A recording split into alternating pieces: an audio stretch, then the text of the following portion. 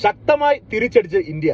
2 ഭീകരരെ വഹിച്ചെന്ന് സൈന്യം. എത്ര സന്തോഷകരമായ വാർത്തയാണ്, എത്ര ആത്മാഭിമാനം ഉണ്ടാക്കുന്ന വാർത്തയാണ്. യുദ്ധത്തെ ഒരിക്കലും അനുകൂലിക്കുന്നില്ല. കാരണം 2 രാജ്യങ്ങൾ തമ്മിലുള്ള പ്രശ്നങ്ങൾ തീർക്കാൻ ഒരു യുദ്ധം ഉണ്ടാകുമ്പോൾ അവിടെ മരിച്ചു വീഴുന്നത് ഒന്നും അറിയാത്ത എത്രയോ പാവങ്ങളായിട്ടുള്ള ജനങ്ങളാണ്. അത് നമ്മുടെ രാജ്യത്തായാലും ആ യുദ്ധം ചെയ്യുന്ന രാജ്യത്തായാലും. നമ്മളിപ്പോ പല സ്ഥലങ്ങളിലും അതെല്ലാം കണ്ടുകൊണ്ടിരിക്കുകയാണ്.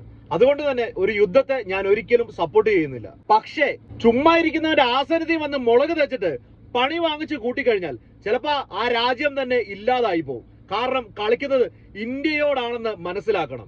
എന്നെ പോലുള്ള ആളുകള് ഇന്ത്യക്കുള്ളിലെ വർഗീയവാദത്തെയും മതവിദ്വേഷത്തെയും എതിർക്കുന്നുണ്ടെങ്കിൽ മുസ്ലിമിന്റെ പേര് പറഞ്ഞെന്നല്ല, ഏതൊരു മതത്തിന്റെ പേര് പറഞ്ഞുകൊണ്ട് ഇന്ത്യയിലേക്ക് വന്ന് ഇന്ത്യക്കാരെ കൊന്നു തള്ളി അതിലൂടെ നിന്റെയൊക്കെ ഒരു മതത്തിലും പറയാത്ത വിശ്വാസത്തെ ഞങ്ങളിലേക്ക് അടിച്ചേൽപ്പിക്കാനായിട്ട് നോക്കുകയാണെന്നുണ്ടെങ്കിൽ തീർത്തിരിക്കും ഇന്ത്യൻ സൈന്യത്തോടൊപ്പം ഓരോ ഇന്ത്യക്കാരനായ ആളുകളും ചേർന്ന് നിന്ന് തീർത്തിരിക്കും.